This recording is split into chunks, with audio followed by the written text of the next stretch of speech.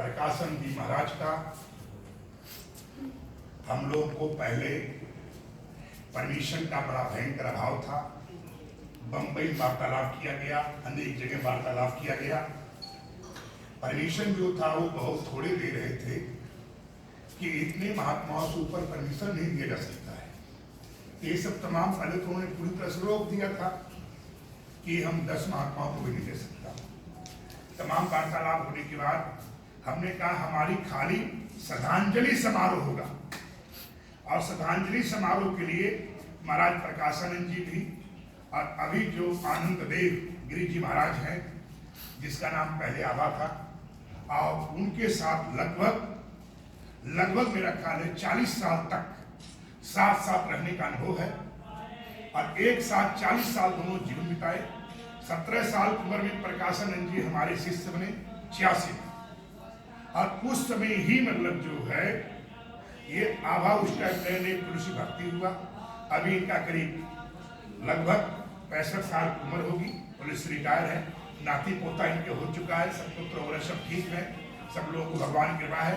वो चौथापन में वो प्रकाशन की इच्छा थी कि महाराज मेरे मरने के बाद, पहले उसका हमारा चल रहा था, ऐसे बोले महाराज जी मेरा एक मित्र है, मित्र का गुरु नहीं हो सकता हूं, न हमें गुरु मानता है, गुरु तो आपको मानता, हम भी मानता हूं, ये भी मानता है। और जैसे कि मैं आता भी था, कभी 60,000 के 50,000, कभी 80,000 का चेक काट कर हमको यही लाकर देता था। तो जैसे वहाँ राधा कृष्ण मंदिर में रहते थे, तो कभी 10 महात्मा भी हवाई जहाज से आए, 5 आए, तो तुरंत इसी काम था कि गुरु जी ये आपका आने जाने का टिकट, ये दक्षिणा जो भी मतलब रहा। तो पहले भी ये सारा व्यवहार, और मजिस्ट्रेट ट्रस्टी भी है, और उसके बाद पहले उनका नाम था, उनके बाद इसका नाम है। तो हमने जब इसने आपको बताया, पहले तो अब मैंने सीधे बताया नहीं, किसी ने बताया नहीं। जब हमें सूचना हुआ सही पूरा हो गया, तो अचानक मतलब जो है हमने कहा भाई देख लीजिए, तो उनका बोले महाराज जो आपका निर्णय होगा वो हमने मानना है। महाराज भी हम भी 86 से सब लोग आपको मानते हैं, और आपका ही जो निर्णय होगा सर्वोच्च होगा। तो आपने कहा जो उसकी आखिरी इच्छा क्या रही, जो साथ में आप लोग थे, आखिरी कुछ चॉइस कोई व्यवस्था उसकी क्या रही, जो आखिरी इच्छा होता है। तो उसने कहा महाराज आखिरी इच्छा, उसने मेरा नाम लिया। अब बोले महाराज से तू जो है चोटी कटवा लेना, जिससे कि मतलब ये परंपरा चलती रहे। तो बोले तुरंत ही जो हमको इसने बताया, तो जब मैं जूनागढ़ में थे, जब हमें सूचना मिली तो मैं जूनागढ़ में थे, और उसके बाद कुछ काम मेरा हरिद्वार में था, दिल्ली में थी, तो बैठकें थी। उसके बाद हम बम्बई आया, अब बम्बई आने के बाद कल्याण आया, वार्तालाप किया, तमाम चीज़ों की जानकारी लिया। तो कार्यक्रम के बारे में था, ये कार्यक्रम कम से कम 5,000 आदमी यहाँ इकट्ठा होता, रात दुर्भाग्य कष्ट के साथ कहना पड़ रहा हमको कि क्यों उसको तमाम भारतवर्ष में सब जगह जानने वाले आते हैं, जानने वाले भी हैं, और एक खुशी की बात है उसको मानने वाले हैं। जैसे देखिए अभी उसका कार्यक्रम है, एक व्यवस्थाएं थी, उसने कहा हमारा जो भी जैसा भी होगा वो किया जाएगा, ईश्वर कृपा से मतलब जैसे राग उसकी समाधि उमाधि में जो मतलब है, और जो व्यवस्थाएं थी, क्योंकि सोलसी भंडारे का अर्थ है कि पूरा का पूरा अखाड़ा होना भी जरूरी है। जैसे मैं अकेले भी आया हूँ, इस तरीके से क्या पूरा जूना अखाड़े का भी महासभा होना अत्यंत अनिवार्य है। उसमें पावन आदमी होते हैं और सब साधु संत होते हैं। तो इस तरीके से ये हुआ कि परमिशन के अभाव में सोलसी भंडारे का वो एजेंट नहीं रख पाएगा, क्योंकि एक दिन पहले डीएसपी साहब ने कहा कि महाराज जी आप 50 आदमी तक देख लीजिए।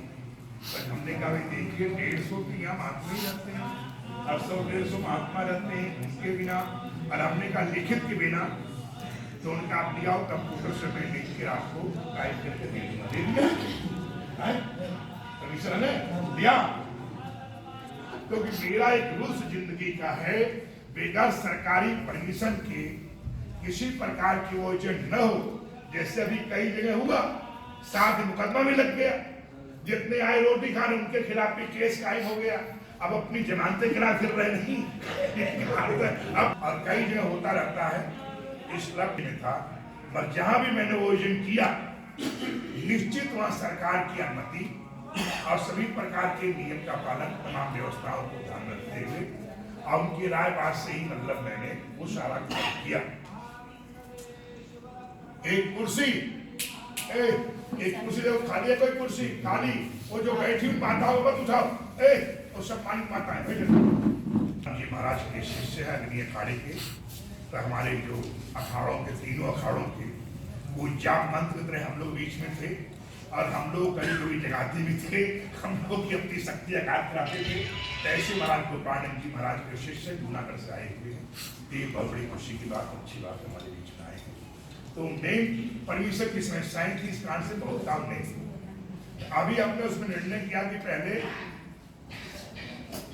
कार्यक्रम जो समाधि पूजन हो जाए, श्रद्धांजलि हो जाए और उस साधुओं को साधारण जैसे नियम ने कभी जलपान करेंगे तो पूरी हलवा सब्जी और फल फूल वो रखा गया है। बाकी जो है हमने कहा कि बिना मेरी दान दक्षिणा का कोई भंडारा पूरा नहीं होता है, तो जरूरी है। क्यों कुर्सियां जनार्दन भगवान कौन के अलावा जो हमारे बीच में थे और अच्छे सुंदर महात्मा थे, उनके द्वारा लगभग मेरा ख्याल है कि लगभग 25-50 बने नहीं उनके हाथ से। क्यों जनार्दन 11-12 मंदिर विशाल निर्माण हुआ, जिसके सभी प्रकार का पत्थर का खदान करने वाले ये और तथा नाम तथा गुणम दत्त का नाम है।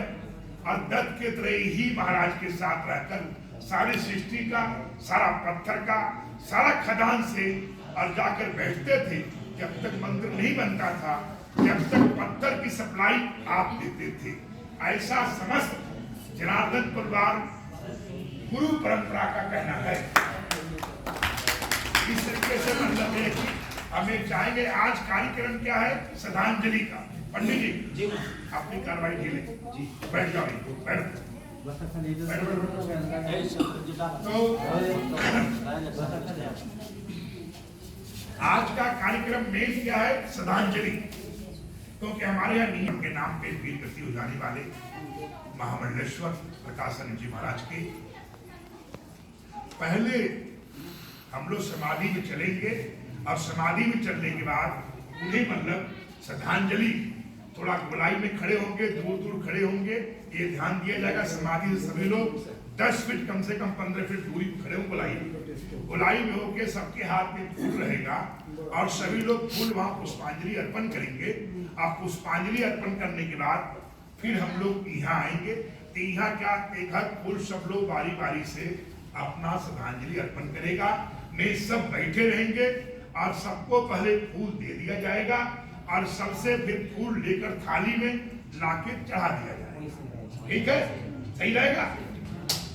एक अकोला से आया हुआ है, कोल्हापुर से आया हुआ है महालक्ष्मी, और लगभग मेरा ख्याल है जैसे अभी हमने कहा आभा भाई थे जिसका आनंद देव गिरी नाम पड़ गया है। आप श्री कम से कम महाराज जी के साथ लगभग 50 साल, ठीक है, मैं ठीक 40 साल, 40 साल तक मेरा आइडिया सही था 40 साल। तो उसमें ये रहा कि 40 साल तक लगातार साथ रहे। और ये मेरा ख्याल है कि इतना मियां बीवी का प्रेम नहीं हो सकता, क्योंकि मैं उनमें भी देखता कई बार छोटा उखाड़े की वो पकड़ा साला खदमेदारी 50 बार नोक झोंक होता है। इन दोनों में कभी नोक झोंक नहीं देखा मैंने। चाहे इसने 50,000 आपको दिया तो 1 लाख दिया तो चेक काट के उसने इशारा किया ऐसे लाकर हमको राधा कृष्ण मंदिर में ऐसे कभी 30 साल जो हुआ उसने तुरंत हुआ और उसने कहा 100 कपड़ा बांटना है। इसने कभी क्यों 50 गाली देने के बाद भी कभी उफ नहीं किया। नहीं तो प्रकाशानंद भी दुर्वासा ऋषि था, दुर्वासा ऋषि नहीं बोलते मतलब दुर्वासा ऋषि था, कब क्या बोल दे वो भगवान जाने। हम भी घंटा तो घंटा बैठते थे, कि कहीं गुरु चेले में नोक झोंक न हो जाए साले का। इसलिए घंटा आधे घंटा बैठना, फिर हम राधा कृष्ण मंदिर में अपना डेरा डंडा डालना, आवाज बोलना, बच्चा बिस्कुट चाप टिफिन पिफिन भोजन सब राधा कृष्ण मंदिर में पहुंचाएंगे। तो ऐसे मतलब साथ रहने का, ऐसे ये भी मेरा ख्याल है कि लगभग 25 की 35 साल से लगातार ये पुजारी है मंदिर के, कि कुछ इसको जमीन भी खरीद तो उन्होंने दिया है। सही है क्या गलत है? क्यों तो बोलेगा मुंह से माल खा रहा, भूल भी नहीं रहा। ऐसा है कि वो उसके स्वभाव में, हमें न कभी से नहीं बताया। हम तो कहेंगे जहां भी दान कर दिया, किसी को बताया नहीं जाता। इस प्रकार को गरीबों के प्रति दया रखता था। कभी 2000 5000 साड़ी बांटता था, साया बांटता था। हजारों बार मैं देखा हूँ कि कभी हमने भी जाना तो बोला महाराज ये 500 मीटर, 2000 मीटर, 5000 मीटर ये आप जाके बंटवा देना। कुंभ मेले में जाना, हजारों लोगों कपड़ा, किसी को 5 मीटर 7 मीटर, हमारा भी होता था। मगर साथ साथ जितने भी महात्मा होना, सबको जाके उसने चलते उड़ाना, सबको अधिक से अधिक लोगों को जाके भेंट करता था। तो ऐसे प्रकाशानंद जी द्वैत अपने आप में थोड़े दिनों में बहुत कुछ प्रकाश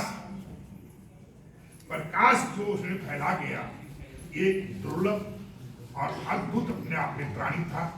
कभी भी अंदर से इतना मतलब भाव के प्रति बोलना, कटु सत्य बोलना, किसी प्रकार के लिहाज नहीं बोलना, मुंह पे ही बोल देना, मुंह पे ही बोल देना, उसमें कहीं से कहीं तक कोई लिहाज नहीं बोलना और न किसी प्रकार की संकोच करना। तो अंदर से मतलब जो था, पर जितना ऊपर वो बोलने में था, उससे 1000 गुना ज्यादा अंदर से वो दया रखता था। तो ये जो है उसका भाव था, एक दयालु मूर्ति थी, जगह जगह तमाम करता था। तो आज हम लोग का दिन है पुष्पांजलि का।